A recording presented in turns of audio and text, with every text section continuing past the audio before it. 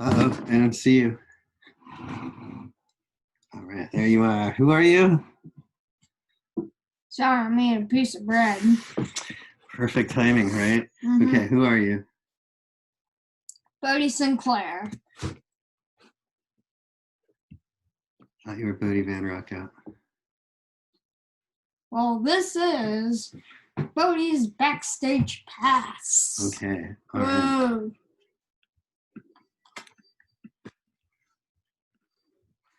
So, let me ask you a question. Mm-hmm.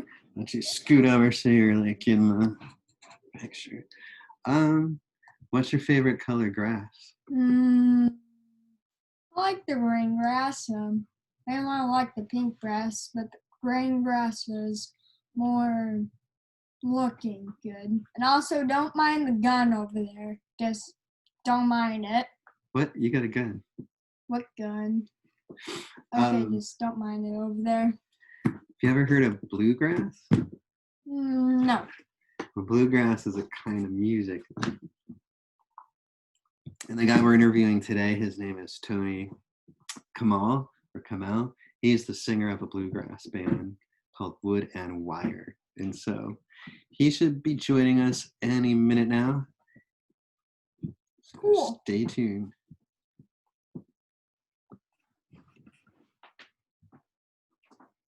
I'm just gonna go play in the background if you don't mind.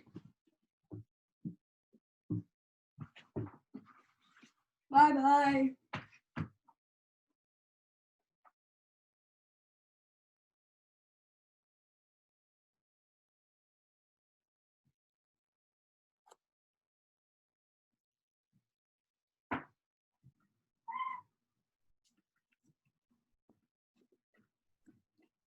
All right, it looks like we are connecting. Hey guys. Hey, Tony, can you hear us? Hey, good. Yes, I can. Can you hear me? Yeah, how are Eric, I'm good. How are you? Who's this? Sitting here with me, my trusty sidekick. This is Bodhi Van Rockout. Hey, Bodhi. How are you?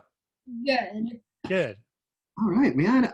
Well, why don't you introduce yourself and then tell us about the band?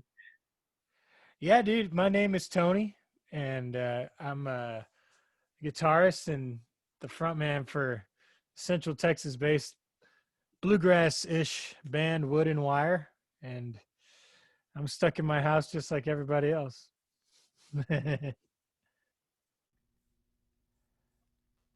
So tell us what bluegrass is all about. Yeah, good question, Bodhi. Well, bluegrass, as far as the way it sounds, is has a specific sound. It usually has a banjo in it, a guitar, and an upright bass player, sometimes an electric bass player, and oftentimes a mandolin player, and sometimes a fiddle player, a lot of times a fiddle player. We don't have a fiddle player. But what bluegrass is all about is community and jamming. The bluegrass community, the genre formed around a communal sense of jamming with each other, family members and friends, and it came from old time music and Irish music, and from the banjo came from Africa, and there were all different types of cultures that would, when they didn't have TVs or anything at home and they lived in rural communities, they sit on their porch and play music together and sing songs together and just jam. And the jam aspect, it's still there. It's still what drives this whole community. So how did you get into bluegrass? I got into bluegrass late in life. I got into bluegrass because um, I liked jam band music and psychedelic rock, and I found in high school I came across bands like the Grateful Dead and Fish, and just sort of through my friends, and I kind of worked backwards because I noticed that Fish would play some bluegrass style songs and some traditional songs, and the Grateful Dead would too. And then Jerry Garcia played the banjo, and his bluegrass band was called Old and in the Way, and that's really what started me. So I found the newer forms of bluegrass and worked backwards towards the old traditional forms of bluegrass, down to Bill Monroe, who started the bluegrass music. That's amazing. So, like, we read that you found your mom's like guitar in the attic at like 12 years old. I did. Like how? Tell us about how that happened, and then yeah, start there. Well, I was rooting around in the attic for some reason, and I grew up in Houston, and I don't remember what I was looking for, but I found these old guitar cases, and there were two classical guitars. I still have one. It's just right downstairs. I still play it all the time. And they were my mom. One was my mom's and one was my grandma's. They weren't expensive. They weren't nice classical guitars, but and they didn't have all the strings. But I just thought when I was like 10 years old, I just thought it was cool that there was a guitar in the house. I had no idea, and I had learned to play a little bit of piano at that point. But so I just took it out, and we didn't have the internet or YouTube or anything, so I couldn't just look up how to play it, right? So I just started to listen and pluck the strings and see what sounded right. And eventually I took a couple of lessons and we got her strung up. And like I said, I still have that guitar to this day. And then it seems like, at 10 years old, what, or 12 years old. So what kind of music did you start getting into at that point in time? And like, what got you, what was it that made you fall in love with music? I don't know. I loved from the very beginning of becoming a listener since I was around Bodhi's age here. I mean, I would just love listening to music, and I found some of my mom's old CDs, and eventually my mom and dad's old record collection. But I would get CDs and just listen to them all night long. Like she had like some Led Zeppelin CDs, and I just put them on a Discman and put headphones on it while I go to sleep. You like Led Zeppelin? Mm-hmm. Oh yeah. And awesome. But when I started seeing people play music is when I really fell in love with seeing live music. And that happened in high school. And I just wanted to be in a band really bad, but I was pretty shy and I wasn't so sure of myself. And even throughout college, I started jamming with some people, but I didn't actually join a real band, until I was almost 30, and I'm 37 now. So it was a late thing in my life, really. I was a huge music fan.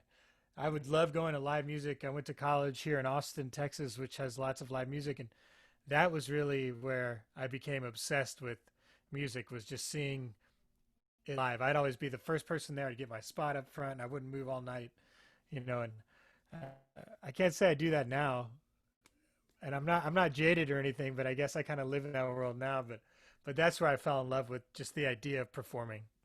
It's amazing. And now, you're kind of living the dream, and it's pretty cool to go from, just being a fan, and like you said, you were shy, and was it something that you had always kind of wanted to do, maybe?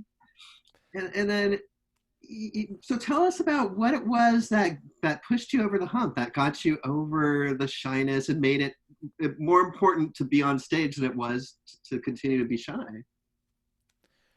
After I graduated college, I got a regular job like most of my friends did, and I actually liked the job. It wasn't a bad job, but it was a lot of work, and that's all well and good. I didn't start learning to play bluegrass music. I was listening to it a lot, but I didn't start learning how to flat pick the guitar until after college. So I went home to Houston after I graduated college and started this job. A year later, I was lucky enough to get promoted at the same company and move back to Austin, which is where I wanted to be. But all my friends were gone. All my friends who I went to college with had moved back home at that time, most of them anyway. So I was kind of by myself in this town that I had lived in for a while, but I got on Craigslist, and I took a couple of bluegrass lessons, and I got on Craigslist looking for people to jam with.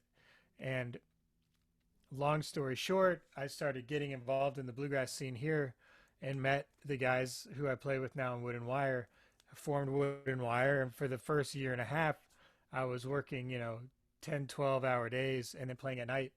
And then Wood and Wire started to get kind of well known, or started to get some traction. We got invited to some festivals outside of the state. And it came down to me just saying, hey, am I going to try this or not? Like, should I at least try to do this for a living? And I ultimately decided, yeah, I should at least give it a shot. And it worked out. And also, unfortunately, a friend of mine had passed away around that time, and it sort of gave me this perspective of, some cliche perspectives about only having one life and things like that. And that's really what put me over the edge, where it's like, hey, I need to do this, or at least try. Because if I try and I work really hard and I fail at it, that's fine. But if I don't try at all, I couldn't live with that part, That's amazing. I love it.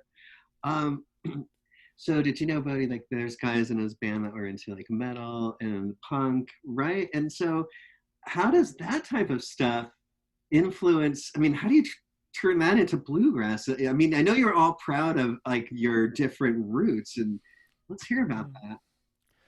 Well, that's one of my favorite things about this band, is that our outside influences outside of bluegrass are all different.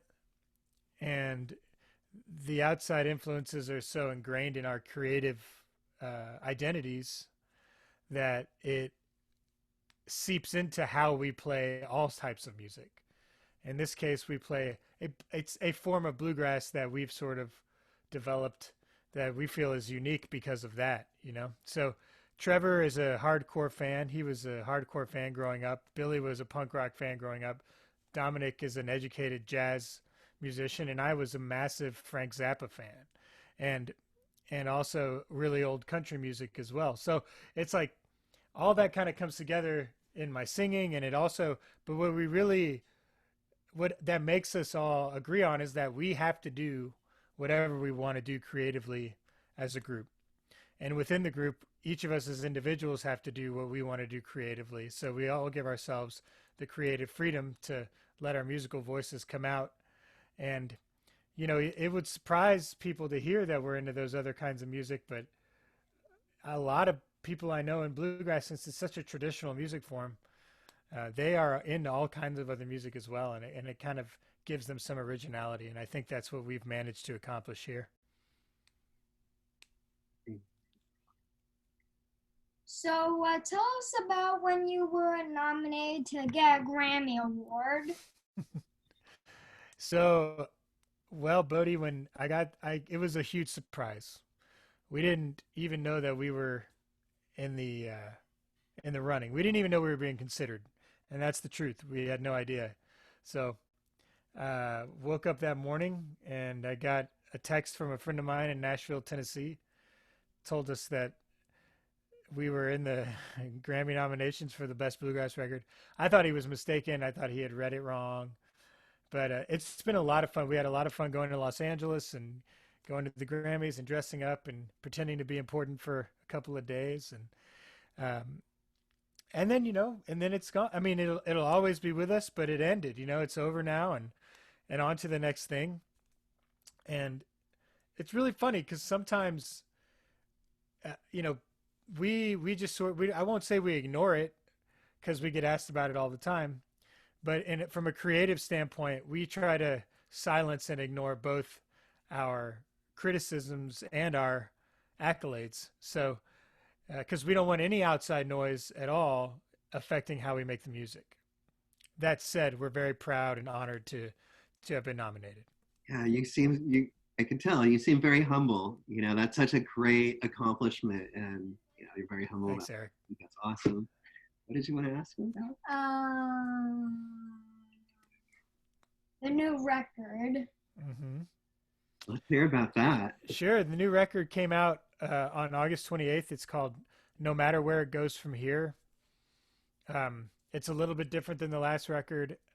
The record features it's all original music, and we all had a hand in the writing process. Our mandolin player, something that's different about this record is our mandolin player, Billy, wrote more songs than he did on the last one. So his voice is really evident. his writing voice is really evident throughout this record, and it's we experimented with some cool sounds and scapes and used a lot of cool vintage analog equipment in the studio. We like to record live as we can, and to tape. And I mean, we do put it into Pro Tools and we can do some little fixes, but we try to keep it as authentic and as live as we can. We used like an old vintage Fender Twin to put the mandolin through sometimes and the banjo through to give it a cool sound. And so I think people will find this record to be interesting. I hope they do. If they don't, that's cool too. So my father here really likes vintage instruments. So Yeah. tell us what's cool about them. Okay, cool. So I played a 1950 Martin D18 on this record for most of the songs. Billy's got a 1913 Gibson F4 mandolin. That's, that guitar is 107 years old. I'm sorry, that mandolin is 107 years old. And he's got a 1928, I want to say, maybe even 21 Gibson mandola. So the vintage instruments they've soaked up all these vibes over the years, and if they've been played a lot, then they sound really, really good, and they have their own specific tones. And the vintage equipment that we use, it just sort of has a certain warmth to it, and it doesn't, without using computers, it just keeps a certain sound that makes things sound a little more authentic. But that said, you probably wouldn't find very many bluegrass records that have a mandolin going through a Fender Twin. So, like, what's the songwriting process like? Tell us about that, because you have so many different influences. Like, how does that work out? It's morphed over the years, Eric. It's morphed, like, in the beginning, and I was sort of considered the primary songwriter, and as the band has developed, that's changed, and that's a very good thing. We have a more diverse sound now and a bigger bucket to pull from. Billy has contributed more music than he has in the past, and that's awesome. And basically, we bring a song. If I bring a song to the table, I'll play it through on my own, and maybe it's complete, maybe it's not complete, and the band just sort of falls in line and starts playing with me, and that gives me some inspiration to complete the song if it's not finished. Any song we bring to the table is open for interpretation and open for change. If someone has a lyrical idea, that's a sort of rule we have in the band. If they think a word might be better, if they have an idea or an arrangement idea, all that is collaborative. So it can be challenging sometimes to be in a creatively democratically creative band, but it's totally worth it.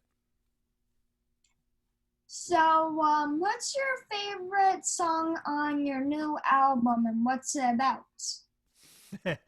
That's a tough question. That's a tough question to answer. What's that? He likes to ask the tough ones, man. Yeah, golly. Yeah, You're the toughest interviewer I've had so far. That's a tough question. I think I'd have to say that my favorite song on this record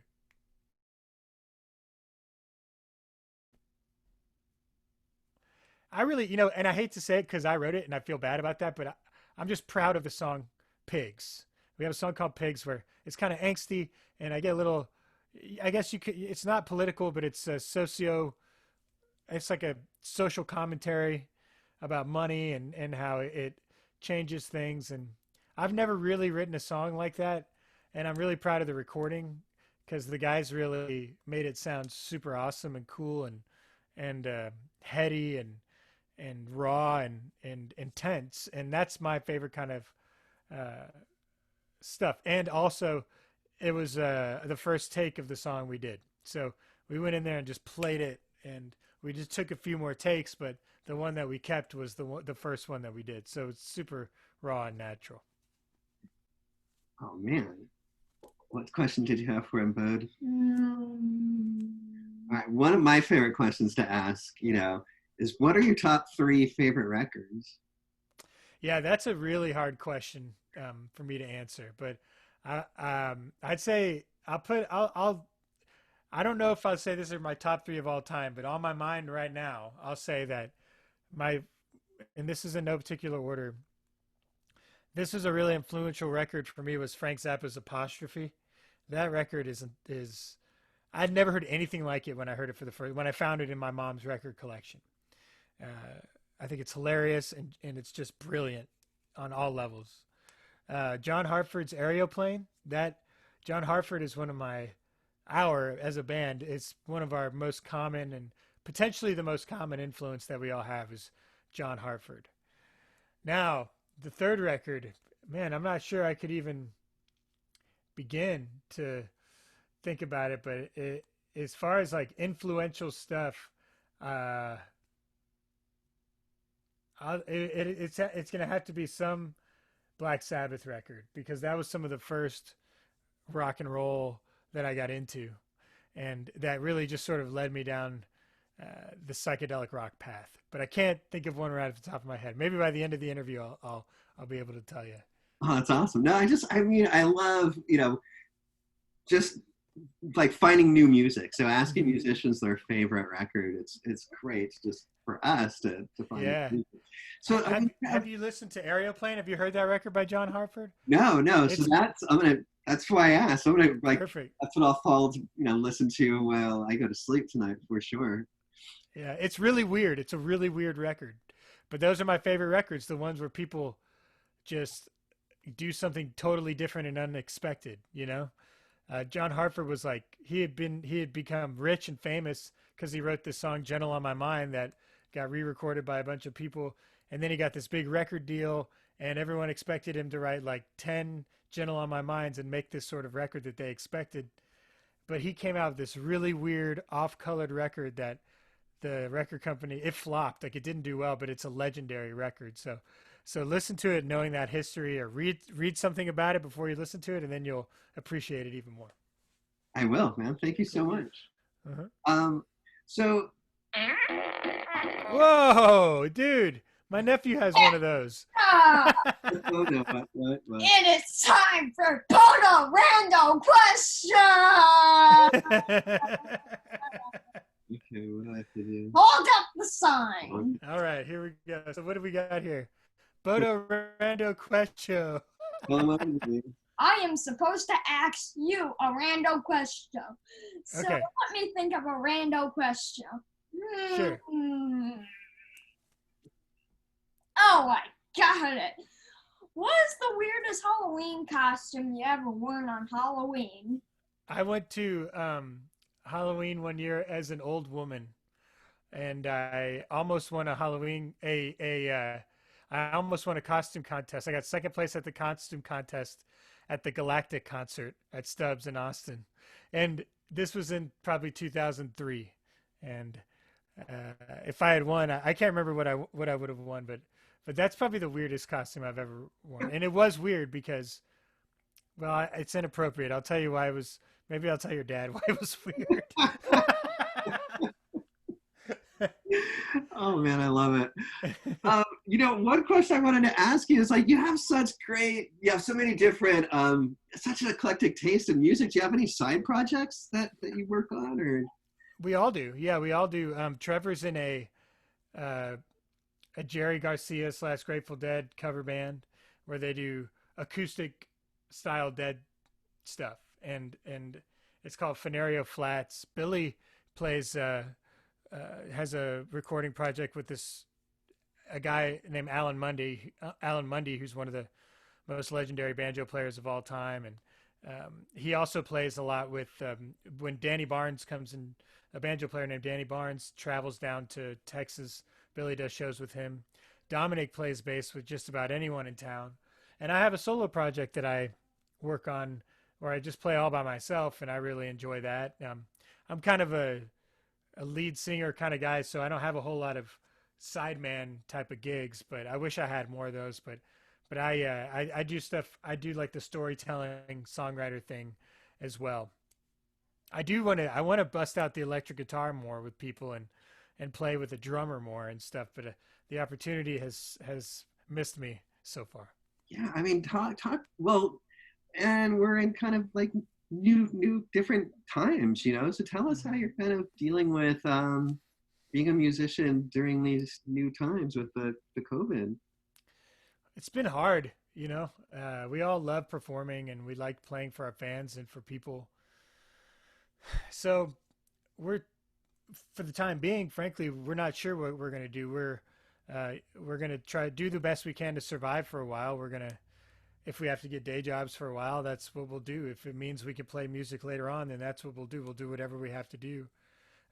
Right now, we just hope that the record permeates, that people listen to it and they like it and they want to hear it, and they want to hear it in a year, you know, and or hopefully sooner than that. But that's kind of what we're looking at, and all that said, and it's been very difficult for everybody, but we've had it pretty easy compared to a lot of people. So we feel really lucky and fortunate. And, you know, we've been given this mandated year off the road, which can be healthy. And maybe it's something we didn't really know we needed, but I think in the long term, we may be thankful for, even though this is somewhat of a devastating situation. We try to look at those kinds of silver linings.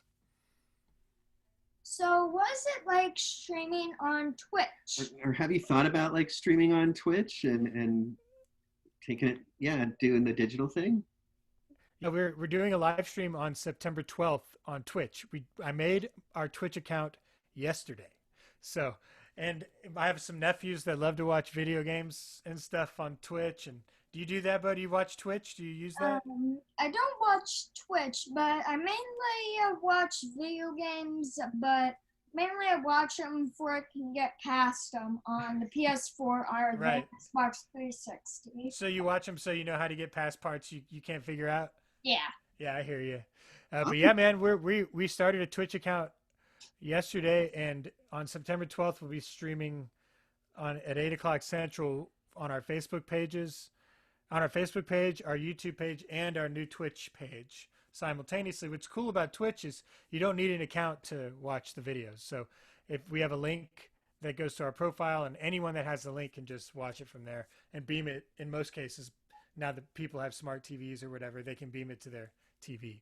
Yeah, I mean, I had just kind of discovered musicians on Twitch a couple of months ago, and I'm just absolutely floored by it. I love it.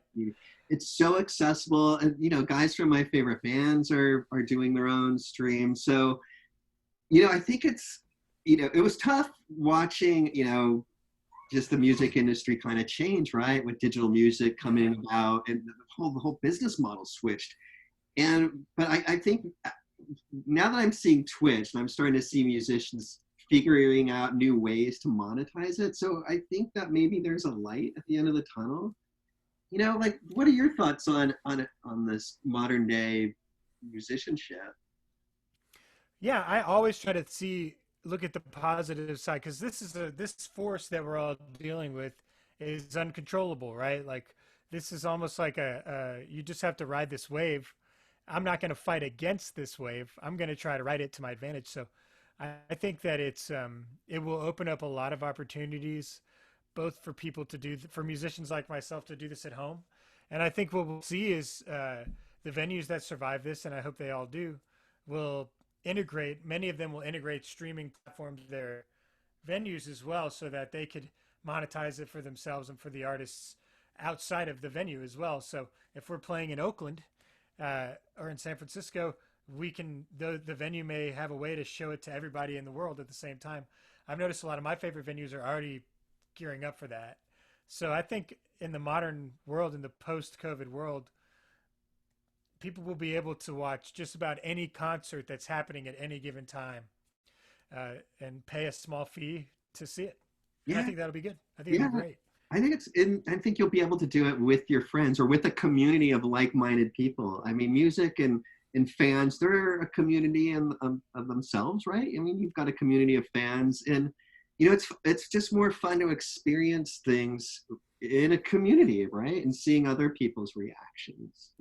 Absolutely. And if you think about it, like, once people can get back together, that's what's so awesome to me as a performer is that, and I almost don't even, I mean, I notice it, but it doesn't even feel real that there's a group of people that would consider coming together at someone's home and beaming one of our shows to their TV and like sitting around and having cocktails and just enjoying the show in any given city. But that kind of thing will happen, and it's beautiful.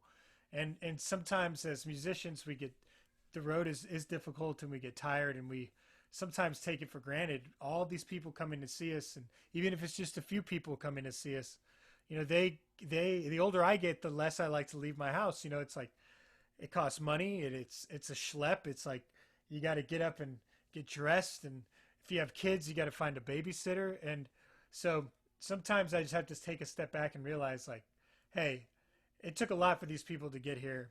And it really makes me feel humbled and honored to get to do this at all. And I hope that community can transform itself into this new normal. And it already is. It already is. It's cool of you to say that and recognize, that it's tough for fans to get out there. But, the one thing I think fans that they kind of underestimate is the life on the road. Being a musician, I think most of your time is spent in a bus. You're on the road. And so, I mean, you got to really love it. Tell us about, do you love it? Do you love being on the road? I think love is the right word, because like I love my wife very much, but we don't always get along. You know what I mean? So it's like families have to. We love our families so deeply, but it takes a lot of work for families to get along over the long term. Get along isn't even the right word. It's like it just takes work to do it right. And the vast majority of we and the vast majority of our music friends are in this middle class of bands that doesn't travel in luxury. Most of us aren't on buses. Most of us aren't staying in really nice hotels. We're lucky that we get to stay in decent hotels now, but most of them are mid-grade hotels. We don't have we all drive, and we don't situation. And even if you're on a really nice bus, it's like you're living in I don't know, 400 square feet with 6 or 7 people, 6 or 7 adult people who have their own quirks and weirdnesses. So, it is true. All that is, I'm not going to sugarcoat it. It's really hard, but the thing that really makes it worth it and brings us together is when we get to play. Even if there's only a few people out there, the energy we create on stage, even if it's just for ourselves, that's what sees us through. That's amazing. I love it, man. So here's our last question. Okay. You ask it. Oh, I thought you were gonna ask it. No, you ask it. Okay, what was the question again? I forget stuff very quickly. What advice would you give some up-and-coming rock star, a young kid that wants to play music? That's me, because I'm gonna join a band when I'm like 12 or something. You're like 12 or something, or are you 12? Bodhi's 9. He's just joining a band at some point in his life, he says. Well, my advice to you, Bodhi, is to think of being a musician as being a public servant. Okay, you're in it because you want to improve the world and you really love music, and you're not doing it for the money. And when you're a public servant, you don't get everything you want, and you're putting stuff out there for other people to consume in the public. So if you look at it that way and you see yourself as doing a service for people, then I think you'll find that satisfaction from the beginning. And also work really, really hard at it. Practice hard, and understand that sometimes it's not going to always be fun, but it kind of is, to be honest. I love it, man. What is it? Okay, we live. One more quick question. No problem. I was expecting cannabis questions. I was like trying to, but I'm happy. I throw a ringer at you. Yeah. Like what was it what pushed you to forward to continue to practice? Like like you said, it's not always fun, but how did you focus and push through that? Well, before I was a musician, I practiced because I was completely obsessed with.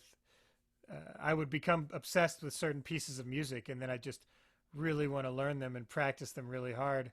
So it took a lot of work to sit down and learn these pieces or these songs, and I found the motivation through I just really loved the songs, and I really wanted to know how to play them. When I became a performing musician, I practiced hard because I didn't want to mess up on stage, and I really would feel bad about myself when I did. I'm not that hard on myself anymore, but nowadays my motivation to practice is, at the beginning it was because I really didn't want to mess up on stage. Now I practice because I'm looking for inspiration. I've written a lot of songs over the years and years and years, and we use a lot of those old songs, and new songs come around, but now it's like I practice because I want to find motivation, melodic motivation for new material. So the way I'm doing that now is learning new instruments. I play the banjo and trying to learn a little bit of fiddle, and there's different melodies that lend themselves to different instruments, and so those are my motivations for practicing these days. Awesome, man. I think that's what's beautiful about learning an instrument is just there's just so much. It takes your mind off things. It gives and you can go once you could just explore it, right? You're trying new instruments and just exploring new sounds, new palettes, and new ways of writing songs. Yeah, man. And it keeps your mind sharp too. It's hard to play bluegrass music. It's really, really hard. It's a really difficult style. Yeah. And so I want to be able to play it when I'm older, and continuing to practice and learn and I'm not an old guy, but I'm going to be old one day. Right. So I want to be able to do it then too. And it keeps your mind sharp. Just look at Del McCurry. He's sharp as a tack. I know. I love it, man. It's awesome. Well, tell everyone how to get to find more about your music and the band. So you've got the Twitch channel. Tell us, how people can find out more about you guys. Yeah, just Google Wood and Wire. Our website will pop right up, but the website is woodandwireband.com. Any of the streaming services you use, we're on. So look up Wood and Wire. Instagram is at Wood and Wire Band. Twitter, same thing. And just look it up on Facebook. I mean, these days it's pretty easy to find us. The new record is called No Matter Where It Goes From Here, which I think the title is pretty appropriate. And yeah, man, it's out there for the whole world to consume and love or hate.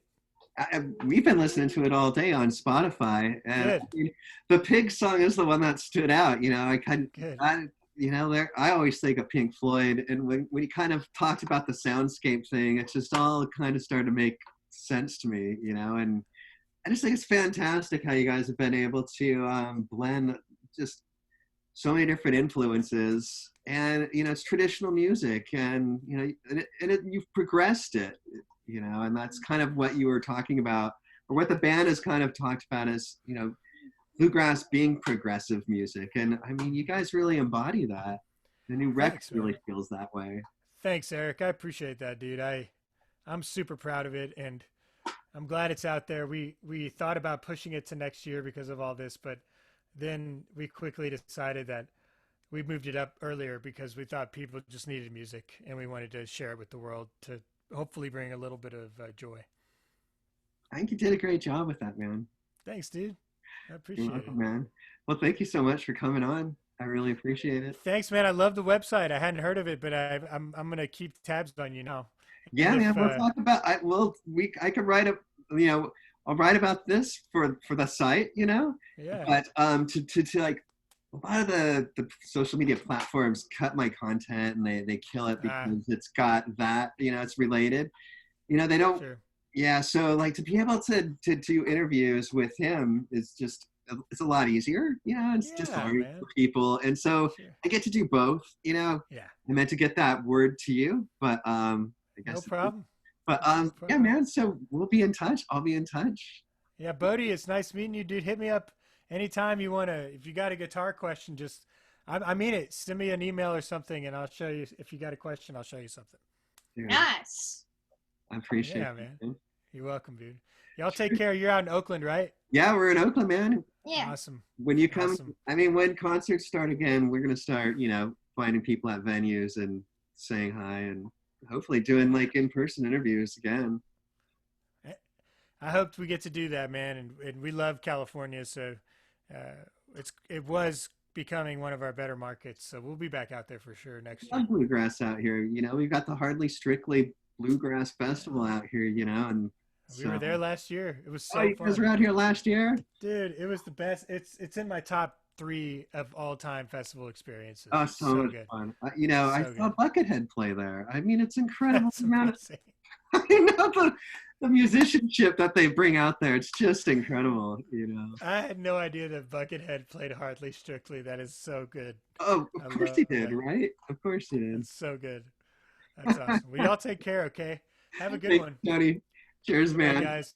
Good Take night. care, guys. Bye. Bye. Bye, Bodhi. Bye.